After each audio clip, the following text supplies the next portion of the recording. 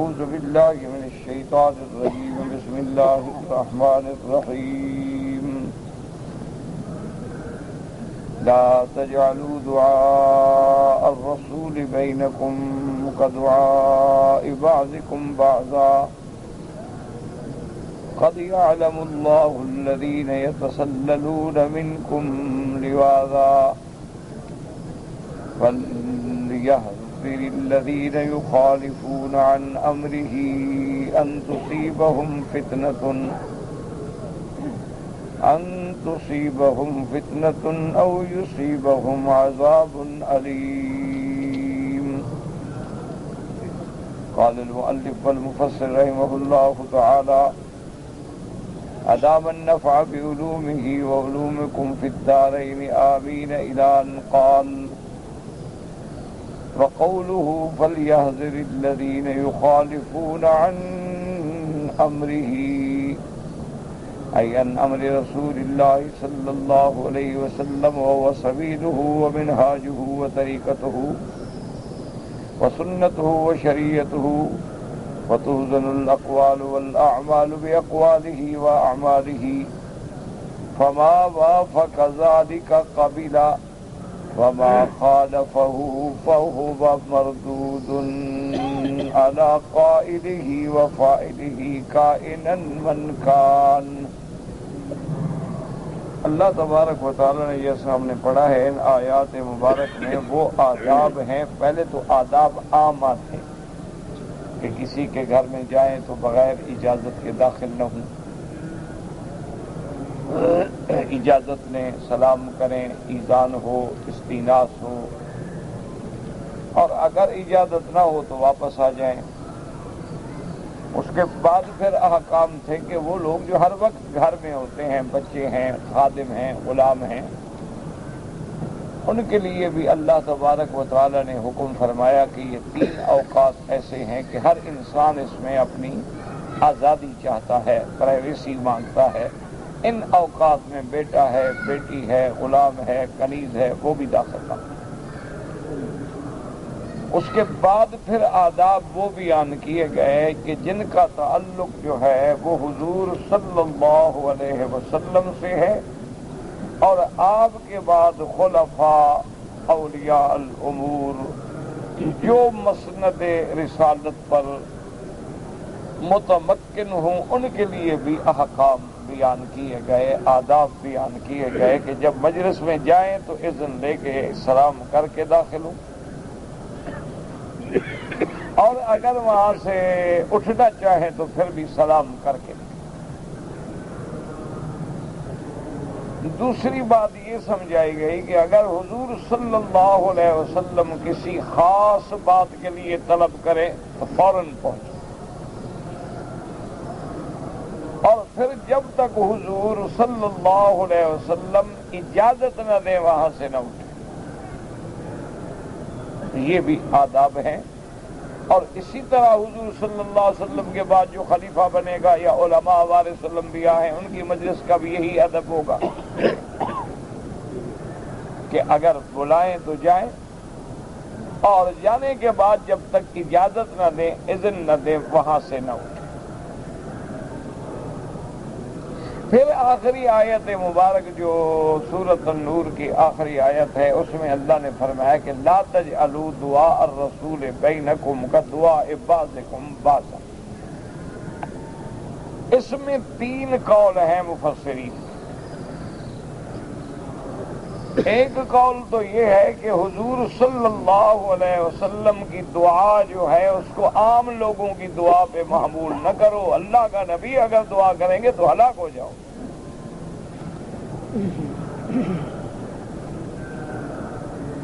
ایک قول مبارک یہ ہے. دوسرا قول مبارک یہ ہے کہ لا تجعلوا دعاء الرسول بینکم کدعاء بعضکم لبعض. ایسا نہ کرو کہ حضور کو بھی اسی طرح پکارو جیسے تم ایک دوسرے کو پکارتے ہو، کہ حضور صلی اللہ علیہ وسلم سے کہو کہ یا محمد، یا ابن عبداللہ. اگر حضور کو مخاطب کرنا ہو تو ادب سے خطاب کرو کہ یا نبی اللہ، یا رسول اللہ، اسی طرح جیسے کہ صحابہ کہتے تھے فداک ابی و امی یا رسول اللہ، ہمارا ماں باپ آپ پہ قربان۔ تو معنی یہ ہے کہ حضور کو نام لے کے نہ پکاریں گے یا محمد یا ابو القاسم یا ابن عبداللہ۔ اسی لیے سارے قرآن پاک میں دیکھیں کہ اللہ تبارک و تعالی نے ہر انبیاء کو نام سے خطاب کیا ہے، لیکن حضور صلی اللہ علیہ وسلم کو لقب سے خطاب فرمایا۔ فرمایا یا آدم اسکن انت وزوجک الجنہ، آدم۔ اسی طرح اللہ نے فرمایا یا زکریا انا نبشرک بغلام، یا زکریا نام سے پکارا، یا یحییٰ خذ الکتاب بقوہ، نام سے پکارا۔ اسی طرح اللہ تبارک و تعالی نے فرمایا یا عیسی ابن مریم اَأَنْتَ قُلْتَ لِلنَّاسِ اتَّخِذُونِي وَأُمِّيَ إِلَٰهَيْنِ مِن دُونِ اللَّهِ، نام سے پکارا۔ لیکن اللہ تبارک و تعالی نے حضور صلی اللہ علیہ وسلم کو جو خطاب فرمائے ہیں، فرمایا یا ایھا النبی یا ایھا الرسول یا ایھا المزمل یا ایھا المدثر، تو خطاب سے پکارا ہے، جہاں ضرورت تھی وہاں نام لیا۔ لیکن اس نام سے پہلے بھی آپ دیکھیں گے تو آپ کی شان ہے، بعد میں بھی دیکھیں گے تو آپ کی شان ہے کہ هو الذی ارسل رسولہ بالہدی ودین الحق لیظہرہ علی الدین کلہ وکفی باللہ شہیدا محمد رسول اللہ۔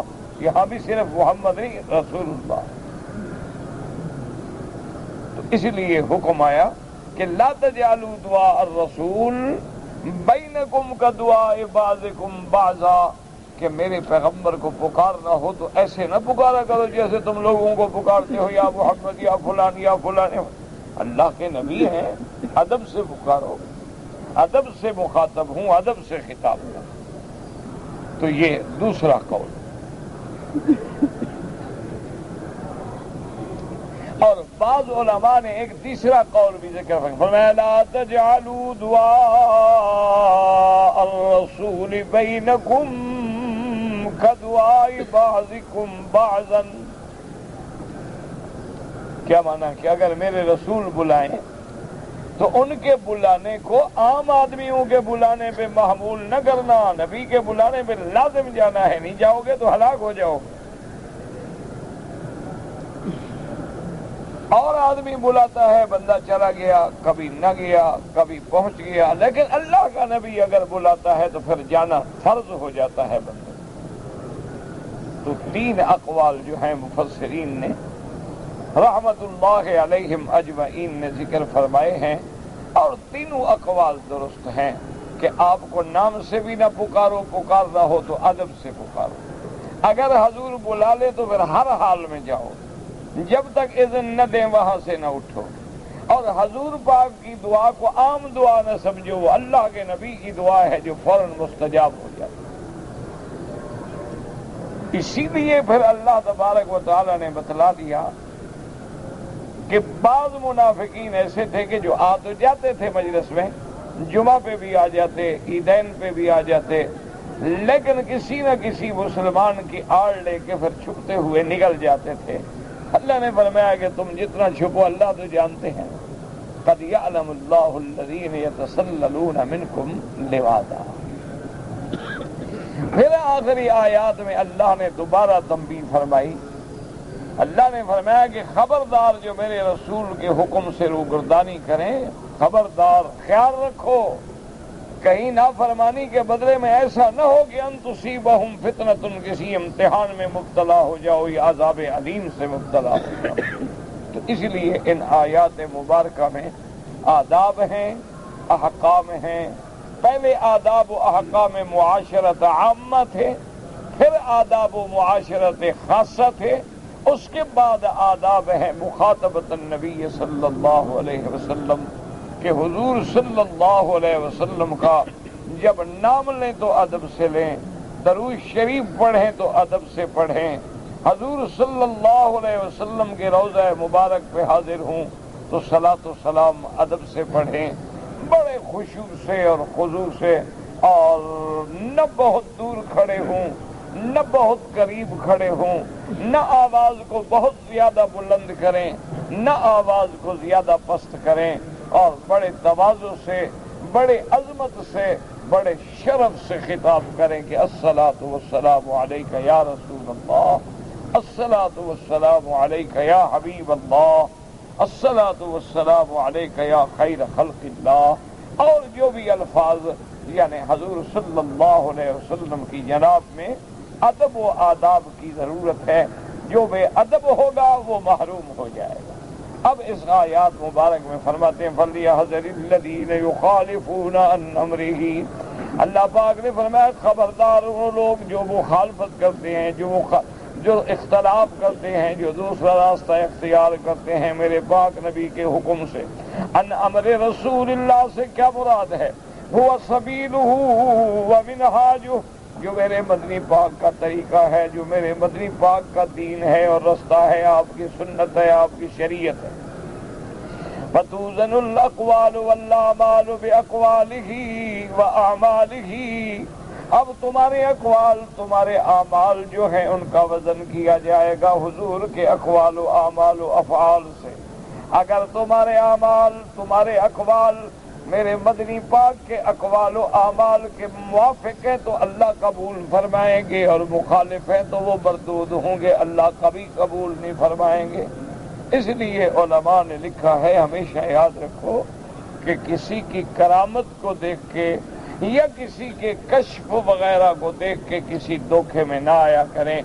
اصل بات یہ ہے کہ یہ دیکھیں کہ کرامت جس کے ہاتھ سے ظاہر ہو رہی ہے وہ بندہ جو ہے مومن بھی ہو اور متبع سنت محمد مصطفیٰ بھی ہو صلی اللہ علیہ وسلم۔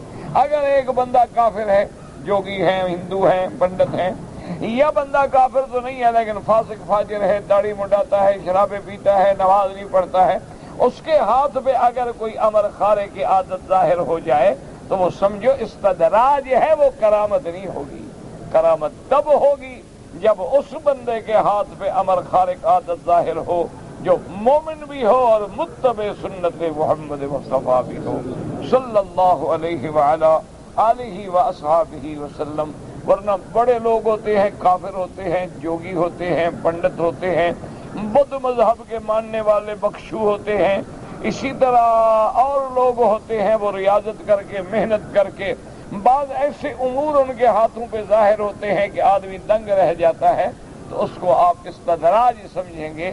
جیسے شیطان ایک جگہ سے دوسری جگہ منتقل ہو جاتا ہے، شیطان اپنی شکلیں بدل لیتا ہے، شیطان وسوسہ ڈال لیتا ہے، شیطان انسان میں ایسے دوڑتا ہے جیسے خون گردش کرتا ہے، تو یہ کوئی بڑی بات تو نہیں ہوتی، یہ استدراج ہوتا ہے۔ تو اب اللہ کے ولی میں اور دجال میں فرق کیا کریں گے کہ اگر وہ فاسق ہے، فاجر ہے یا کافر ہے، اس کے ہاتھ سے کوئی امر خارے کی عادت ہے، وہ کہیں گے استدراج ہے۔ اگر وہ متبع سنت محمد مصطفیٰ ہے تو اس کے ہر قول کو، ہر عمل کو تولا جائے گا میرے اقوال پاک نبی سے۔ اگر موافق ہے اللہ قبول فرمائیں گے، اور مخالف ہے تو اللہ رد فرما دیں گے۔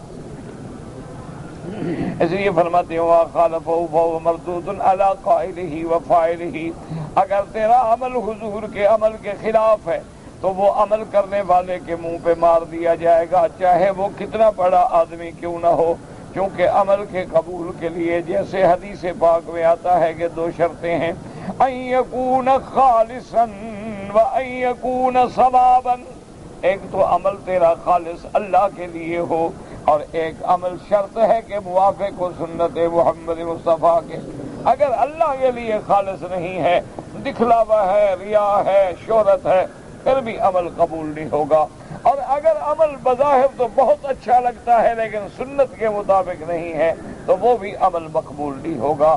اعمال کے لیے لازم ہے کہ وہ اقوال رسول اللہ، اعمال رسول اللہ، افعال رسول اللہ صلی اللہ علیہ وسلم کے عین مطابق۔ اچھا، اسی میں ایک بات یاد رکھا کریں کہ مثلا کبھی دو امام ہیں، ان کے دو قول ہیں، لیکن وہ دونوں قول جو ہیں وہ حدیث رسول کے مطابق ہوتے ہیں، مخالف نہیں ہوتے۔ ہمیشہ بات یاد رکھیں، بات یہ ہے کہ وہ عمل رد ہوگا جو حضور کے فرمان کے مخالف ہو۔ اگر وہ حضور کے فرمان کے موافق ہے، ایک امام کو ایک حدیث ملی ہے، دوسرے امام کو ایک اور حدیث مبارک ملی ہے، تو دونوں تو حضور کے فرمان پہ چل رہے ہیں، تو وہ اعمال جو ہیں مقبول ہوتے ہیں، وہ اعمال مردود نہیں ہوتے۔ اسی طرح ایک صحابی ہے، اس کو ایک حدیث پہنچی ہے، دوسری حدیث نہیں پہنچی، تو وہ جس حدیث میں عمل کر رہا ہے وہ بھی تو قول رسول ہے، اور بعد میں جو فرمان رسول آیا ہے اس پہ جس نے عمل کیا وہ بھی قول رسول ہے صلی اللہ علیہ وعلا آلہ واصحابہ وسلم تسلیما کثیرا کثیرا۔ معنی یہ ہوتا ہے کہ ایسا عمل کیا جائے جس کا اصل نہ قرآن میں ہے، نہ سنت رسول میں ہے، نہ سنت خلفاء راشدین میں ہے، نہ اجماع صحابہ میں ہے، تو صاف بات ہے کہ وہ عمل بدعت ہے اور وہ عمل مردود ہے۔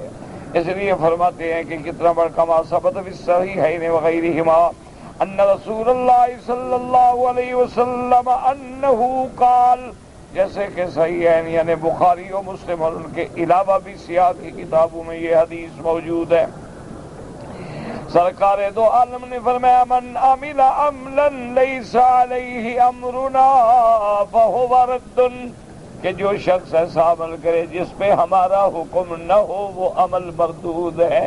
اب دیکھیں مثلا ایک آدمی حضرت عمر کے قول پہ عمل کر رہا ہے، تو یہ تو حضور کا امر ہے نا کہ علیکم سنتی و سنت الخلفاء الراشدین، کہ میرے طریقے اور خلفاء راشدین کے طریقے کو لازم پکڑنا، علیکم سنتی و سنت الخلفاء الراشدین المہدیین تمسکوا بہا وعضوا علیہا بالنواجذ۔ اسی طرح اگر اجماع صحابہ کسی بات پہ ہو گیا تو جن کو اللہ نے خود نمونہ بنایا فَإِنْ آمِنُوا بِمِثْلِ مَا آمَنْتُمْ بِهِ فَقَدِ اهْتَدَوْا اِذَا قِيلَ لَهُمْ آمِنُوا كَمَا آمَنَ النَّاسِ۔ تو یاد رکھیں کہ وہ صحابہ کا جو عمل ہے، خلفاء راشدین کا جو عمل ہے، وہ حضور کا عمل ہے۔ اللہ کے نبی نے فرمایا ہے کہ میرے طریقے اور خلفاء راشدین کے طریقے کو لازم پکڑو۔ اور اس کے بعد جناب فرماتی ہیں فَلْيَحْذَرْ وَلْيَخْشَىٰ، وہ ہر آدمی کو ڈرنا چاہیے من خالف شریعت الرسول باطنا وظاہرا، جو حضور صلی اللہ علیہ وسلم کی شریعت کی مخالفت کرے، چاہے ظاہر چاہے باطن۔ فرمایا ان تصیبہم فتنۃ ای فی قلوبہم من کفر او نفاق او بدعۃ، یا تو اللہ ان کو ایسے فتنے میں مبتلا کر دیں گے، کفر کے فتنے میں آ جائیں گے، نفاق میں پڑ جائیں گے یا بدعات میں پڑ جائیں گے، او یصیبہم عذاب علیم، یا اللہ رسول کی مخالفت سے ان کو عذاب دردناک، یعنی دنیا میں بھی عذاب ہے، فی الدنیا بقتل او حد او حبس او نحو ذلک، یا تو اللہ اس کو دنیا میں بھی عذاب دیں گے کہ اس نے گناہ کیا تو اس پہ حد جاری ہو گئی یا قید جاری ہو گئی یا اس کے لیے تعزیر جاری ہو گئی، ورنہ اس کے لیے عذاب آخرت جو ہے وہ بڑا دردناک ہے۔ کما روى الامام احمد حدثنا عبد الرزاق قال حدثنا بابر النحمام بن منبه قال هذا ما حدثنا عن ابي هريره قال قال رسول الله صلى الله عليه وسلم مثلي ومثلكم كمثل رجل استوقد نارا فلما أضاءت ما حولها جعل الفراش فهذه الدواب الله يقعن في النار يقعن فيها وجعل يحجزهن ويغلبنه۔ اب مفسر رحمت اللہ علیہ فرماتے ہیں امام احمد رحمت اللہ علیہ نے اس سند کے ساتھ حضرت ابی ہریرہ رضی اللہ تعالیٰ عنہ سے یہ حدیث نقل فرمائی۔ رحمت دو عالم نے فرمایا قال قال رسول اللہ صلی اللہ علیہ وسلم مثلی و مثلکم، آپ نے فرمایا تم لوگوں کی اور میری مثال ایسے ہے جیسے کہ کوئی بندہ آگ روشن کرتا ہے، چراغ جلاتا ہے، آگ جلاتا ہے، جب روشنی پھیل جاتی ہے تو آپ دیکھتے ہیں کہ فراش آتے ہیں، پروانے آتے ہیں اور چھوٹی چھوٹی چیزیں اڑ کے آتی ہیں، وہ آگ میں گرنا چاہتی ہیں اور وہ بندہ کپڑے مار مار کے ہٹاتا ہے کہ کہیں یہ نہ جل جائے، کہیں اس کے اندر یہ واقع نہ ہو جائے، لیکن وہ زبردستی اس میں جلتی ہیں، فَيَقْتَحِمْنَ فِيهَا، اس کے اندر پڑتی ہیں۔ قال فذلك مثلي ومثلكم من آخذ بحجتكم عن النار هلم عن النار فتغلبوني وتتقحمون فيها۔ حضور نے فرمایا میری مثال ایسی ہے تمہارے ساتھ کہ میں بھی تمہیں پیچھے سے پکڑ کے کھینچتا ہوں کہ خبردار خبردار جہنم کی آگ میں نہ جاؤ، جہنم کی آگ میں نہ جاؤ، میں تمہیں کھینچتا ہوں لیکن تم زبردستی جہنم میں جاتے ہو۔ اخرجہ من حدیث عبد الرزاق الا ان للہ ما فی السماوات والارض قد يعلم ما انتم علیہ ویوم یرجعون الیہ فینبئهم بما عملوا واللہ بکل شیء علیم۔ یخبر تعالیٰ انہ مالک السماوات والارض، ان آیات میں اللہ نے فرمایا کہ آسمانوں اور زمینوں کا مالک اللہ تعالیٰ ہے، وَأَنَّهُ عَالِمُ الْغَيْبِ وَالشَّهَادَةِ، وہ سب ظاہر اور چھپی باتوں کے جاننے والا ہے، وَهُوَ عَالِمٌ بِمَا الْعِبَادُ عَامِلُونَ فِي سِرِّهِمْ وَجَهْرِهِمْ، اور وہ جانتا ہے کہ میرے بندے ظاہر میں کیا عمل کرتے ہیں اور چپکے سے کیا عمل کرتے ہیں، گھروں کے اندر کیا عمل کرتے ہیں، کیونکہ عالم الغیب والشہادہ اسی کی شان ہے۔ اللہ تعالیٰ کے آگے لا یخفی علیہ شیء فی الارض ولا فی السماء، اللہ کے آگے کوئی چیز چھپی ہوئی نہیں آسمانوں اور زمین۔ فقال قد يعلم ما انتم علیہ، تحقیق پکی بات ہے کہ اللہ جان گئے جو کچھ تم کر رہے ہو، جانتے ہیں۔ کما قال قبل قد يعلم اللہ الذین يتسللون منکم لواذا، جیسے پچھلی آیت میں آپ نے پڑھا ہے کہ اللہ ان کو جانتے ہیں جو بہانے کر کے، جو آڑ لے کے بھاگتے ہیں۔ قد يعلم اللہ المعوقین منکم، اسی طرح فرمایا قد سمع اللہ قول التی تجادلک فی زوجها وتشتکی الی اللہ، اسی طرح فرمایا آیت اخری میں قد نعلم انہ لَيَحْزُنُكَ الَّذِي يَقُولُونَ فَإِنَّهُمْ لَا يُكَذِّبُونَكَ وَلَكِنَّ الظَّالِمِينَ بِآيَاتِ اللَّهِ يَجْحَدُونَ۔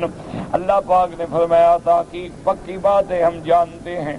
اللہ نے فرمایا اللہ سنتے ہیں اس کا قول جو جھگڑ رہی تھی، اللہ جانتے ہیں کہ کافروں کی باتیں آپ کو غم میں ڈالتی ہیں، لیکن میرا مدنی آپ غم نہ کریں، یہ کافر آپ کی گستاخی نہیں کرتے، آپ کو نہیں جھٹلاتے، بلکہ یہ تو مجھے جھٹلا رہے ہیں کہ آپ میرے بھیجے ہوئے ہیں، آپ میرے نبی ہیں، آپ میرے رسول ہیں۔ جو آپ کو نہیں مانے تو اللہ کی تکلیف کر رہا ہے، اس لیے فرمایا انہ قد نعلم انہ لیحزنک الذین یقولون، اور فرمایا فإنہم لا یکذبونک، یہ آپ کی تکذیب نہیں کر رہے، ولکن الظالمین بآیات اللہ یجحدون، یہ ظالم لوگ ہیں اللہ کی آیات کا انکار کر رہے ہیں۔ جیسے فرمایا قد نری تقلب وجہک فی السماء، تو یہ ساری آیتیں اس بات پہ دلالت کرتی ہیں کہ تحقیق ہر چیز کا جاننے والا اللہ تبارک و تعالی ہے۔ ہم دن میں عمل کریں یا رات میں عمل کریں، ظاہر میں عمل کریں یا چھپ کے عمل کریں، اللہ کے آگے ہمارا ہر عمل ہے، کوئی چیز چھپی ہوئی نہیں ہے۔ وَكُلُّ هَذِهِ الْآيَاتُ فِيهَا تَحْقِيقُ الْفِعْلِ بِقَدْ، ان تمام آیات میں حرف قد کے ساتھ جو تحقیق کے لیے آتا ہے، کان المؤذن کا قول المؤذن تحقیقاً و ثبوتاً، جیسے مؤذن اذان کہتا ہے یا تکبیر میں کہتا ہے قد قامت الصلاۃ، قد قامت الصلاۃ، تو قد حرف تحقیق، اسی لیے یہاں فرمایا قد یعلم ما انتم علیہ ویوم یرجعون الیہ، اللہ تحقیق پکی بات ہے وہ جانتے ہیں جو خود کر رہے ہو، اور جب لوٹ کے جاؤ گے سب جانتے ہیں۔ اب مفسر رحمۃ اللہ علیہ فرماتے ہیں عالم بہ مشاہد لہ لا یعزبن مثقال ذرۃ، یعنی اللہ جاننے والے ہیں، اللہ پاک دیکھنے والے ہیں، کوئی ذرے کے برابر چیز جو ہے وہ اوجھل نہیں ہو سکتی، چھپ نہیں سکتی اللہ تبارک و تعالیٰ کی ذات مبارک سے۔ کما قال اللہ تبارک و تعالیٰ وتوکل علی العزیز الرحیم، آگے فرماتے ہیں انہ هو السمیع العلیم، اور جیسے فرماتے ہیں وَاتَّقُونَ بِالشَّانِ وَاتَّقُونَ مِنْهُ الْقُرْآنِ وَلَا تَعْمَلُونَ مِنْ لَا كُنَّا عَلَيْكُمْ شُهُودًا تُفِيضُونَ فِيهِ، اللہ نے فرمایا جس حال میں بھی ہوں آپ تلاوت قرآن کرتے ہیں، جو بھی عمل کرتے ہیں، اللہ پاک فرماتی ہیں میں دیکھنے والا، میں جاننے والا، مجھے پتا ہے۔ وَمَا يَعْزُبُ عَنْ رَبِّكَ مِثْقَالُ ذَرَّةٍ فِي الْأَرْضِ وَلَا فِي السَّمَاءِ وَلَا أَصْغَرَ مِنْ ذَلِكَ وَلَا أَكْبَرَ إِلَّا فِي كِتَابٍ مُبِينٍ، کوئی چیز ذرے کے برابر آسمان میں نہ زمین میں، نہ ذرے سے چھوٹا نہ بڑا کوئی چیز نہیں مگر اس کے علم میں ہے، اور اللہ نے کتاب مبین میں ہر چیز لکھ دی ہے، کوئی چھپی ہوئی نہیں ہے۔ اس لیے فرماتے ہیں فَمَنْ هُوَ قَائِمٌ عَلَىٰ كُلِّ نَفْسٍ بِمَا كَسَبَتْ أَيُّهَا الشَّهِيدُ لَا عِبَادِي مَا هُمْ فَاعِلُونَ خَيْرًا مِنْ شَرٍّ، اللہ تبارک و تعالیٰ گواہ ہے اپنے بندوں پہ کہ وہ کیا کر رہے ہیں، اگر تم خیر کا عمل کرتے ہو تو وہ گواہ ہیں، اگر تم برائی کا عمل کرتے ہو تو وہ گواہ ہیں۔ اس لیے اولیاء اللہ فرماتے ہیں کہ ہر بندہ یہ غور کرے کہ میں جب گناہ کرتا ہوں، میں جب ڈاکہ مارتا ہوں، میں قتل کرتا ہوں، میں زنا کرتا ہوں تو میرا خدا مجھے دیکھ رہا ہے، تو کم از کم اس شرمندگی سے تو بچو کہ اللہ تیرے عمل کو دیکھ رہا ہے، تو کیا کر رہا ہے، تو جانور بنا ہوا ہے، حیوان بنا ہوا ہے، درندہ بنا ہوا ہے۔ اللہ نے تمہیں انسان بنایا تھا، اللہ نے تمہیں اشرف المخلوقات بنایا تھا، اللہ نے تجھے مسجود الملائکہ بنایا، اللہ نے تجھے امت محمد مصطفیٰ میں رکھا، لیکن تم کیا کر رہے ہو، قتل کر رہے ہو، لوٹ رہے ہو، ڈاکے مار رہے ہو، زنا کر رہے ہو، لوگوں کی عزت و عصمتوں سے کھیل رہے ہو، تو کیا اللہ نہیں دیکھ رہے؟ تو کم از کم آدمی جب گناہ کرے یہ تو سوچ لے کہ میرا یہ گناہ، میرا یہ عمل کس کے سامنے۔ اسی طرح اللہ فرماتے الٰہین یستغشون ثیابہم یعلم ما یسرون وما یعلنون، اللہ پاک جو کچھ تم چھپاتے ہو یا ظاہر کرتے ہو سب جانتے ہیں۔ جیسے فرمایا سواء منکم من اسر القول ومن جہر بہ، چاہے تم آہستہ بات کرو یا زور سے کہو وہ سنتے ہیں۔ وقال تعالی وما من دابۃ فی الارض الا علی اللہ رزقها، کوئی زمین پہ چلنے والی چیز نہیں مگر اس کی ذمہ داری رزق کی اللہ پہ ہے۔ وَيَعْلَمُ مُسْتَقَرَّهَا مُسْتَوْدَعَهَا، اللہ اس کے جائے قرار کو بھی جانتے ہیں، لوٹنے کو بھی جانتے ہیں۔ کُلٌّ فِي کتاب مبین، ہر چیز اللہ نے لکھ کے رکھی ہے۔ وَعِندَهُ مَفَاتِحُ الْغَيْبِ لَا يَعْلَمُهَا إِلَّا هُوَ، اسی ہی کے پاس ہیں غیب کے خزانے کی کنجیاں، اور غیب کوئی نہیں جانتا مگر اللہ تبارک و تعالی۔ اور فرماتے ہیں یعلم ما فی البر ویعلم ما فی البر والبحر وما تسقط من ورقۃ لا یعلمها، جو دریاؤں میں ہے یا خشکی میں ہے وہ جانتے ہیں، اور جو کوئی ورقہ گرتا ہے، پتا گرتا ہے وہ جانتے ہیں۔ ولا حبۃ فی ظلمات الارض، زمین کے اندھیریوں میں کوئی دانہ پڑا ہے وہ جانتے ہیں۔ ولا رطب ولا یابس الا فی کتاب مبین، ہر چھوٹی بڑی بات اللہ نے کتاب میں لکھی ہے۔ والآیات والاحادیث فی ھذا کثیرۃ جدا، اب مفسر رحمۃ اللہ علیہ فرماتے ہیں کہ اللہ کے علم محیط کے بارے میں قرآن میں، احادیث مبارک میں بہت ساری آیات مبارک ہیں جو دلالت کرتی ہیں کہ علم کامل کا بالغ اللہ ہے، علم ذاتی، علم محیط، علم ما کان و ما یکون، علم کسی چیز کے پیدا ہونے سے پہلے یا پیدا ہونے کے بعد، یہ صفت جو ہے صرف اللہ تبارک و تعالیٰ کی ذات کی ہے۔ تو جب وہ اتنا بڑا عالم ہے تو ہمارے ہر عمل کو دیکھ رہے ہیں، اگر تم نبی سے چھپ کے بھاگو گے اللہ تو دیکھ رہے ہیں۔ اور فرماتے ہیں وَيَوْمَ يُرْجَعُونَ إِلَيْهِ، أَيْ وَيَوْمَ يُرْجَعُ الْخَلَائِقُ إِلَّهُ يَوْمَ الْقِيَامَةِ، اور قیامت کے دن جب سب تم لوٹ کے اللہ کے دربار میں آؤ گے وہ جانتے ہیں۔ فَيُنَبِّئُهُم بِمَا عَمِلُوا، اس دن پھر اللہ تمہیں خبر دیں گے کہ تم نے دنیا میں کیا کیا کیا ہے۔ أَيُخْبِرُهُم بِمَا فَعَلُوا فِي الدُّنْيَا مِنْ جَلِيلٍ وَحَقِيرٍ وَصَغِيرٍ وَكَبِيرٍ، جو کام تم نے بڑے کیے ہیں یا چھوٹے کیے ہیں وہ سب اللہ تمہیں بتلائیں گے. کیا معنی؟ سزا دیں گے. بتلانے کا معنی یہ ہے جیسے فرماتے ہیں یُنَبَّأُ الْإِنسَانُ يَوْمَئِذٍ بِمَا قَدَّمَ وَأَخَّرَ. اس دن اللہ انسان کو بتلائیں گے کہ تم نے آگے کے لیے کیا بھیجا اور پیچھے تم نے کیا چھوڑا ہے. اس لیے فرماتے ہیں وَوُضِعَ الْكِتَابُ فَتَرَى الْمُجْرِمِينَ مُشْفِقِينَ مِمَّا فِيهِ. اللہ فرمائیں گے رکھ دو نامہ اعمال فَيَقُولُونَ يَا وَيْلَتَنَا لَا يُغَادِرُ صَغِيرَةً وَلَا كَبِيرَةً إِلَّا أَحْصَاهَا. اب کافر چیخیں گے ہائے کیسا کہ یہ کیسی چارج شیٹ ہے، اس میں تو ہمارا ہر عمل لکھا ہوا ہے، چھوٹا بڑا سب سامنے. وَوَجَدُوا مَا عَمِلُوا حَاضِرًا. جو کچھ بھی کیا تھا سب موجود ہے. وَلَا يَظْلِمُ رَبُّكَ أَحَدًا. اور تیرا رب کسی پہ ظلم نہیں کرتے، یہ سارے تیرے کرتوت ہیں، تیرے اعمال ہیں. وَلِهَذَا قَالَ تَعَالَىٰ هُنَا يَوْمَ يُرْجَعُونَ إِلَيْهِ فَيُنَبِّئُهُم بِمَا عَمِلُوا وَاللَّهُ بِكُلِّ شَيْءٍ عَلِيمٌ. والحمد للہ رب العالمین ونسأل التمام. آخر تسلیم نو اللہ الحمد والمنہ. مفسر رحمت اللہ علیہ فرماتی ہیں کہ اللہ کا کروڑ کروڑ شکر ہے، اللہ تعالیٰ کا حمد ہے کہ اس نے ہمیں توفیق دی کہ ہم نے تفسیر سورۃ النور پڑھی ہے. اللہ کی منت و احسان سے. اور انشاءاللہ ثم انشاءاللہ ویلیہ سورۃ الفرقان، اس کے بعد سورۃ النور کے بعد سورۃ الفرقان ہے. اللہ اپنی رحمت سے ہمیں نصیب فرمائے.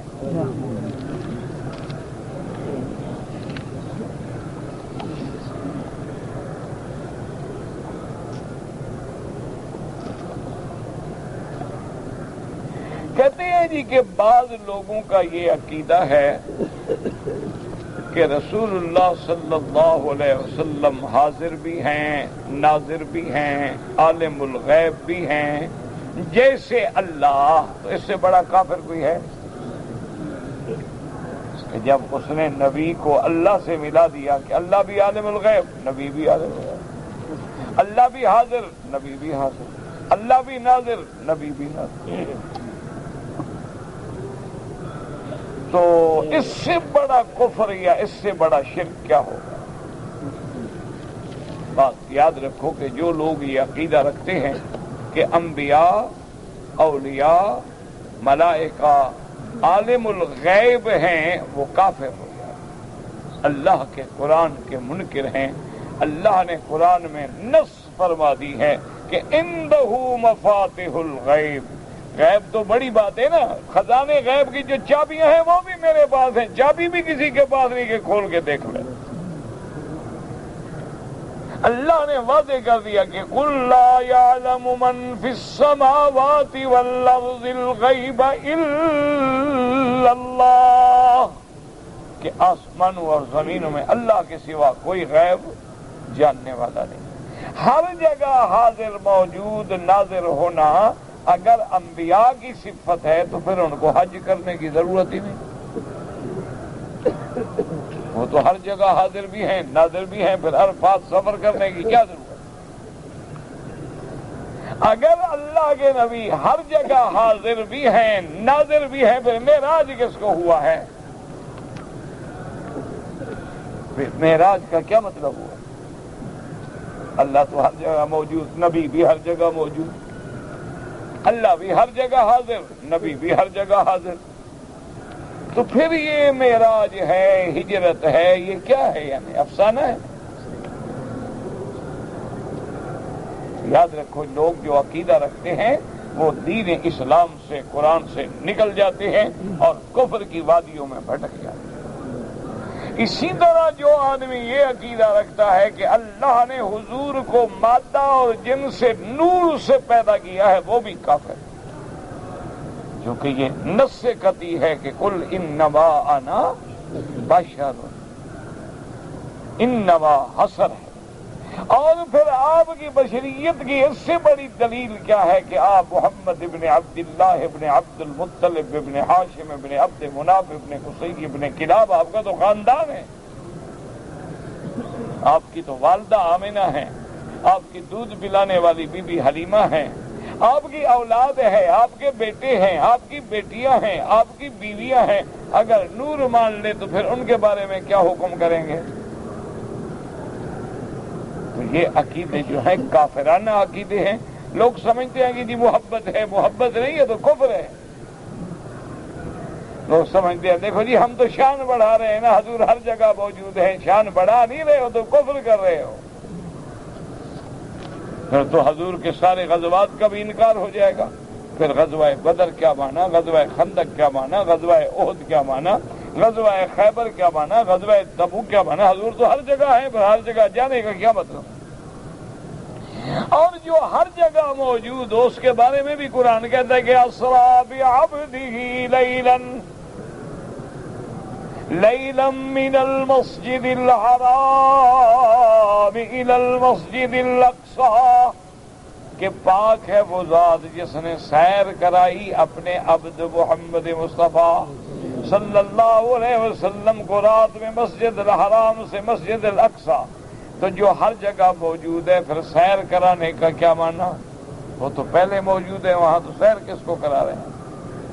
آپ نے تو سب کچھ دیکھا ہوا ہے، لیکن اللہ فرماتے ہیں الذی بارکنا حولہ لنریہ من آیاتنا۔ ہم نے یہ اسراء معراج کیوں کرایا؟ تاکہ اپنے نبی کو اپنی قدرت کی نشانیاں دکھلائیں۔ وہ تو پہلے دیکھے ہوئے ہیں، پھر دکھلانے کا کیا مطلب؟ یہ تو کافروں کے عقیدے ہیں۔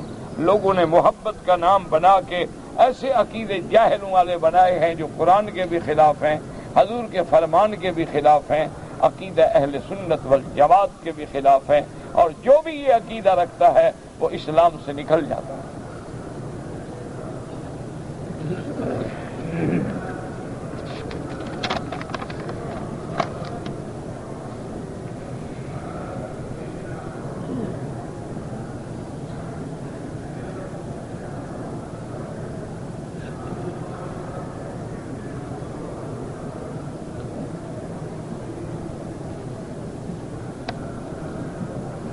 اذا رجل کبیر السن امرأة کبیرۃ السن فتأخرت بعذر من اداء طواف الافاضة في ایام التشریق وطافوا بعد اسبوع او اسبوعین فلا شیء علیہم ان شاء اللہ۔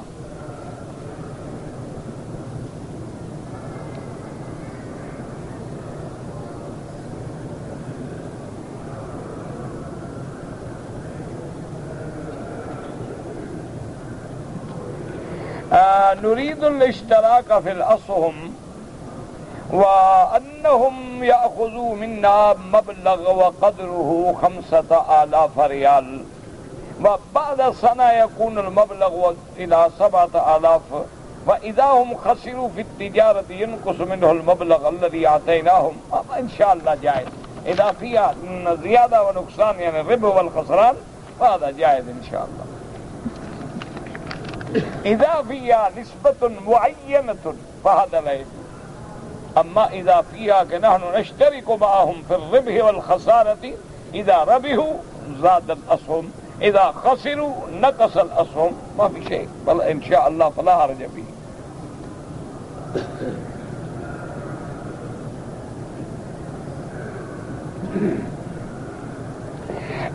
دو آدمی نے عمرہ کیا، دونوں نے طواف کیا، 3 بار اپنا بازو کو ظاہر کیا، پھر اختلاف ہوا کہ ہم نے 3 کیا یا 4 کیا، کچھ بھی نہیں کیا تو ٹھیک ہے، نہیں کیا تب بھی ٹھیک ہے، کچھ بھی نہیں ہوتا۔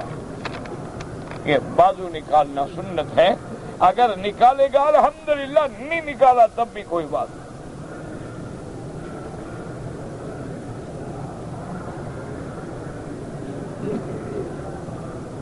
اکیلے اگر ہم نماز پڑھیں تو 3 دفعہ سے کم درجے میں کہہ دیا سبحان ربی العظیم، 2 دفعہ کا نماز تو ہو جائے گی، لیکن اقل درجہ جو ہے وہ کم از کم 3 ہے۔ 3 دفعہ کہے یا 5 دفعہ کہے، 7 دفعہ کہے، 11 دفعہ کہے، لیکن کم از کم جو ہے وہ 3 دفعہ۔ لیکن 3 دفعہ کے قدر ٹھہر گیا، چاہے 1 دفعہ یا 2 دفعہ کہا تب بھی نماز تو ہو جائے گی۔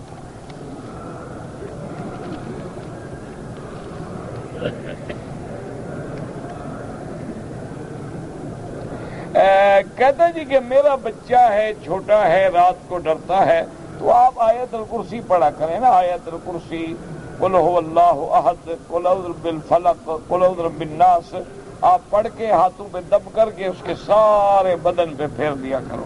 ماں پڑھ لے، خاوند باپ پڑھ لے، انشاءاللہ خیر کریں گے۔ کہتے جی کہ گھر میں برکت ہو، رزق میں برکت ہو، تو سب سے پہلے تو اللہ کے فرائض کی پابندی کریں، نماز کی، اس کے بعد کثرت سے استغفار پڑھیں، استغفر اللہ الذی لا الہ الا هو الحی القیوم واتوب الیہ، استغفر اللہ ربی العظیم من کل ذنب واتوب الیہ، یا اللہم انت ربی لا الہ الا انت خلقتنی، یا صرف استغفر اللہ، جو بھی تمہیں یاد ہو، چلتے پھرتے اٹھتے بیٹھتے، گھر والے بھی پڑھیں، آپ بھی پڑھیں، اور روزانہ رات کو تمام گھر والے جو ہیں ایک دفعہ سورت واقعہ پڑھیں، انشاءاللہ اللہ تبارک و تعالی رزق عطا فرمائیں۔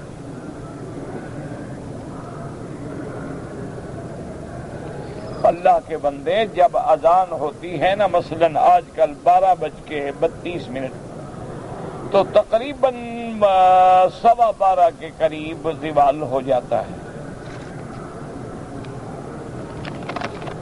جب ہو گیا پھر کب تک قائم رہنے کا کیا معنی؟ کوئی عقل کی بات ہے بلا؟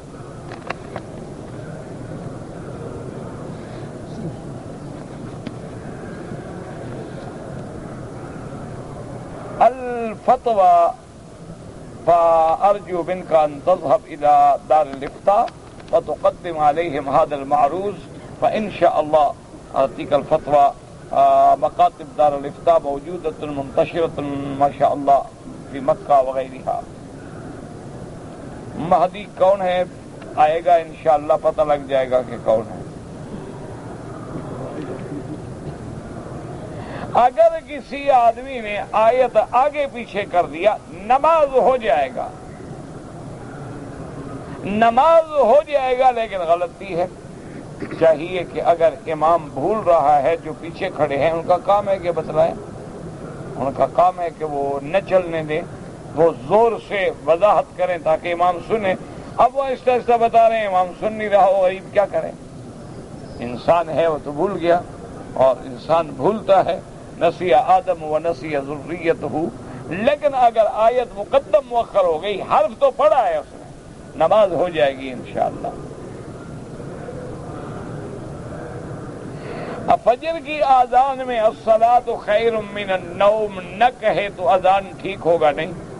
جب اس میں اجماع ہے صحابہ کا تو کیوں نہ کہے؟ اس کا معنی وہ مخالف ہے اجماع کا۔ نہ تمہیں کیا تکلیف ہے اس جملے سے؟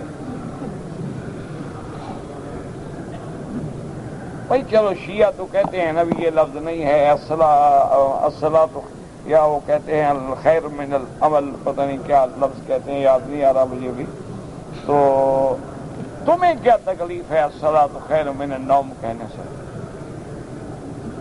نہ تمہارے نزدیک نماز جو ہے وہ نیند سے بہتر نہیں ہے؟ نہ تمہارے نزدیک نیند بہتر ہے نماز سے؟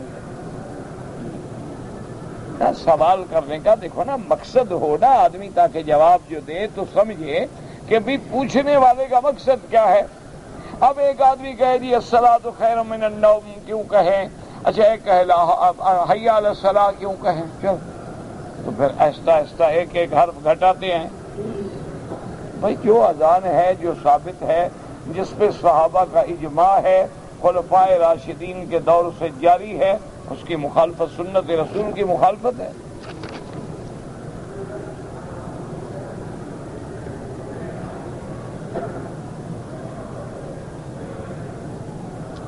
اگر وہ ریاض سے طائف آئے ہیں لیکن ان کی نیت جدہ جانا تھی، مکہ سیدھا آنے کی نیت نہیں تھی، وہ جدہ چلے گئے، ٹھیک ہے، کوئی بات نہیں، پھر جدہ سے انہوں نے احرام باندھ کے عمرہ کیا، ٹھیک ہو گیا۔ یہ کم از کم 3 دفعہ تو تم پوچھ چکے ہو، اب کیا کرے آدمی، کیسے سمجھائے؟ بابا ریاض سے آ رہا ہے اور نیت ہے مکہ آنے کی تو احرام میقات سے لازم ہے۔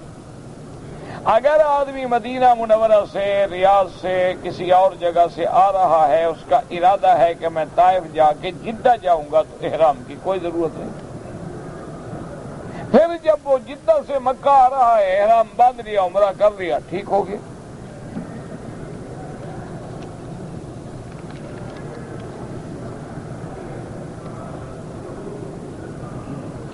میرے والدین جو ہیں فوت ہو گئے تو ان کے لیے حج عمرہ بالکل کر سکتے ہیں، ضرور کریں، اور ان کے لیے اعمال صالحہ کریں، دعا کریں، صدقات کریں، خیرات کریں، ان کے نام پہ کوشش کریں، کوئی مسجد، کوئی مدرسہ، یا کسی مدرسے میں کتابیں نہیں ہوتی، کتابیں خرید کے طلباء کو دے دیں، کسی مسجد میں پڑھنے کے لیے قرآن باغ نہیں ہوتے ہیں، وہاں قرآن شریف رکھ لیں، جب تک پڑھے جائیں گے تمہارے والدین کو ثواب ملے گا۔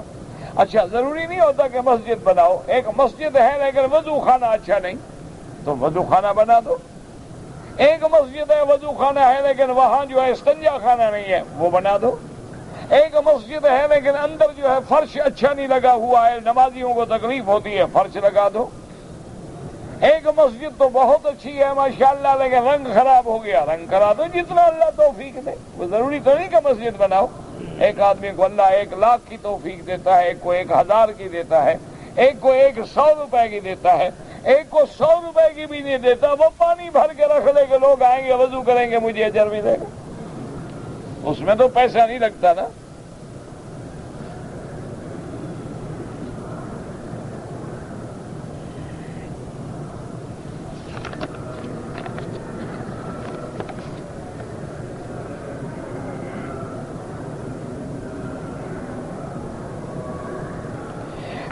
عرفات میں کام کرتا تھا، حج پڑھنے کے لیے میں مزدلفہ آیا، مزدلفہ میں احرام باندھا، ٹھیک ہے، مزدلفہ چونکہ حد حرم میں ہے، آپ نے حد حرم سے احرام باندھ لیا، ٹھیک ہو گیا۔ رات کو مینا سویا، مینا سے عرفات گیا، واپس مزدلفہ آیا، پھر مینا آیا، شیطان کو پتھر مارا، یہ کام کر کے پھر میں کام پہ چلا گیا، ٹھیک ہے، کوئی بات نہیں، حج ہو گیا آپ کا انشاءاللہ۔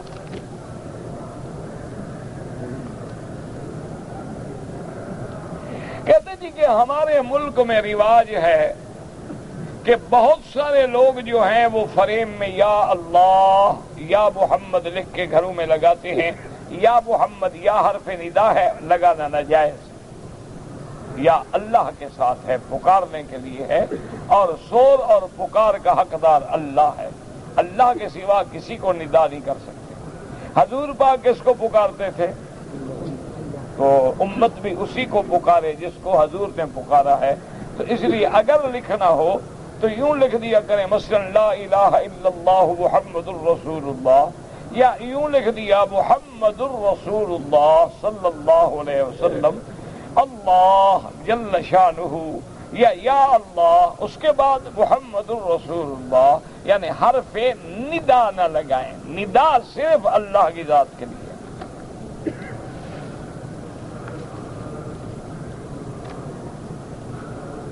میرے والد فوت ہو گئے ہیں، ان کے ایصال ثواب کے لیے ہم خیرات کریں یا رقم مسجد مدرسے میں دیں؟ چاول تو لوگ کھا کے 1 گھنٹے کے بعد چلے جائیں گے، چاول ختم، ثواب ہضم، لیکن جو آپ مسجد مدرسے میں لگائیں گے وہ تو انشاءاللہ 10 سال 20 سال چلے گا نا۔ تو ہمیشہ آدمی ایسا خیرات کرے جو باقی رہنے والا ہو، جس میں صدقہ جاریہ بن جائے۔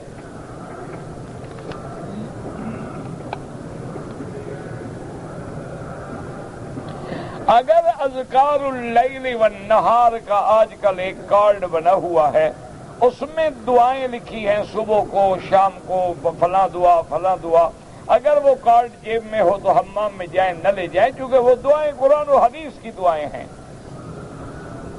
اس میں جو دعائیں لکھی ہوتی ہیں یا وہ قرآن پاک کی دعائیں ہوتی ہیں یا حدیث رسول کی دعائیں ہوتی ہیں، تو ایسی چیز کو لے کر حمام میں جانا بے ادبی ہے، لہذا ایسی چیزیں باہر رکھیں اور حمام میں یا گندے مقامات پہ ان کو نہ لے جائیں۔ اگر اللہ تبارک و تعالیٰ کے کعبے کی دیواروں پہ ہم عطر لگائیں، خوشبو لگائیں، بالکل لگائیں، لگانا چاہیے، بڑی اچھی بات۔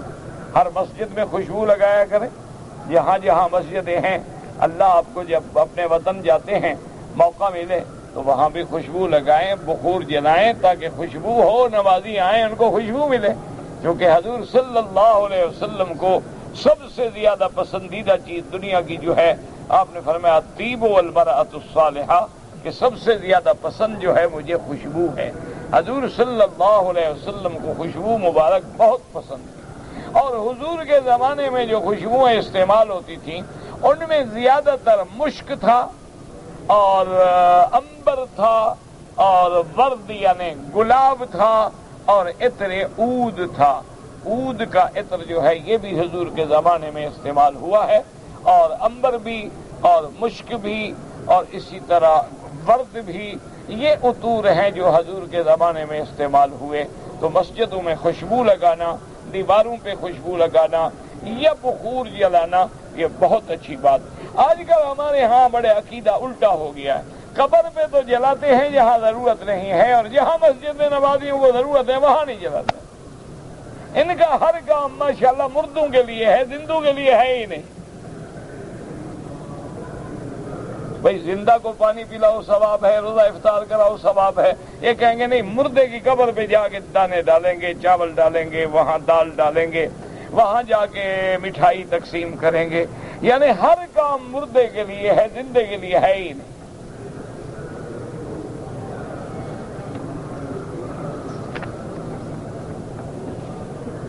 اگر کوئی آدمی طواف کرنے کے علاوہ حجر اسود کا بوسہ لے تو خلاف سنت ہے۔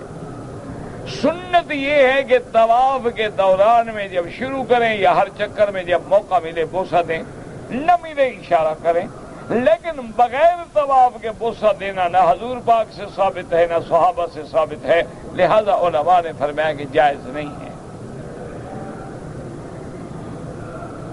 کہتے جی حجر اسود اور رکن یمانی پہ جو خوشبو لگی ہوتی ہے اس کو لگا کے اپنے آپ کو لگا لیتے ہیں، کوئی حرج نہیں، آخر کسی نے لگانا تو ہے، نہ بھی لگاؤ ہاتھ لگے گا، ہاتھ کو لگے گی تو صحیح نہ، کوئی ایسی بات ہے۔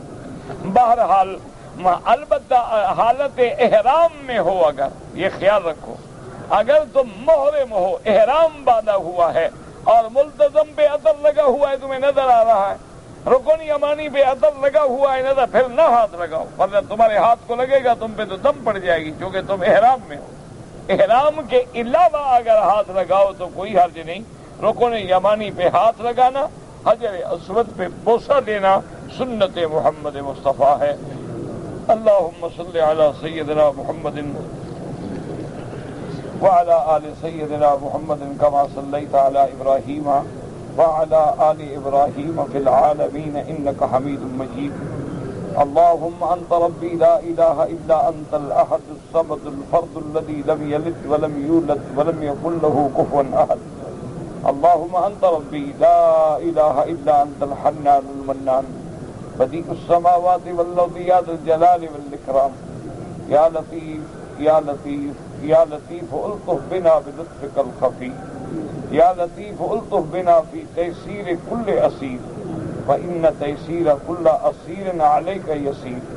اللهم أنت الميسر لكل أسير وأنت على كل شيء قدير۔ اللهم يسر أمورنا وأمور أولادنا وأولاد أولادنا وبناتنا وأصحابنا وأخواننا وأمور المسلمين۔ اللهم يسر أمورنا وأمور المسلمين۔ اللهم أصلح أولادنا وأولاد المسلمين۔ اللهم أصلح أحوالنا وأحوال المسلمين۔ اللهم اشفنا واشف مرضانا ومرضى المسلمين۔ اللهم اشفنا واشف مرضانا ومرضى المسلمين۔ اللهم اشف مرضانا وارحم موتانا واستجب دعاءنا ولا تخيب رجاءنا برحمتك يا أرحم الراحمين۔ یا اللہ، یا الہ العالمین، عالم اسلام کی عزت کا فیصلہ فرما۔ یا اللہ، عالم اسلام کے غلبے اور قوت کا فیصلہ فرما۔ یا اللہ، کفر کی ہلاکت و تباہی و قہر کا فیصلہ فرما۔ یا اللہ، گستاخان رسول کا جنہوں نے پروگرام بنایا ہے جنہوں نے گستاخی کی ہے، چھاپا ہے، خیانت کی ہے، یا اللہ ہم عاجز ہیں، ان سے حضور کی عزت کا خود بدلہ لے لیں۔ یا اللہ ان پہ اپنی طرف سے قہر نازل فرما دے۔ اللہم انزل علیہم بأسک الذی لا یرد عن القوم المجرمین۔ یا الہ العالمین حرمین الشریفین کو قیامت تک ہر فتنے سے محفوظ فرما۔ یا اللہ اس بلد الامین کو ہر فتنے سے محفوظ فرما۔ یا اللہ حاسدین کے حسد سے محفوظ فرما، معاندین کے عناد سے محفوظ فرما۔ یا اللہ ہمیں مانگنا نہیں آتا، بغیر مانگے عطا فرما۔ یا اللہ پورے عالم میں ہدایت کی ہوائیں چلا دے۔ یا اللہ پورے عالم میں اتحاد و محبت کی فضا پیدا فرما دے۔ یا اللہ مسلمانوں کے دلوں سے نفرت دور فرما دے، جھگڑے دور فرما دے، اختلافات دور فرما دے، بغض و عناد دور فرما دے۔ یا اللہ اپنے خزانہ غیب سے رزق کے دروازے کھول دے۔ یا من خزائن رزقہ فی قول کن امن فإن الخیر عندک اجمع۔ ربنا آتنا فی الدنیا حسنۃ وفی الآخرۃ حسنۃ وقنا عذاب النار۔ سبحان ربک رب العزۃ عما یصفون وسلام علی المرسلین والحمد للہ رب العالمین۔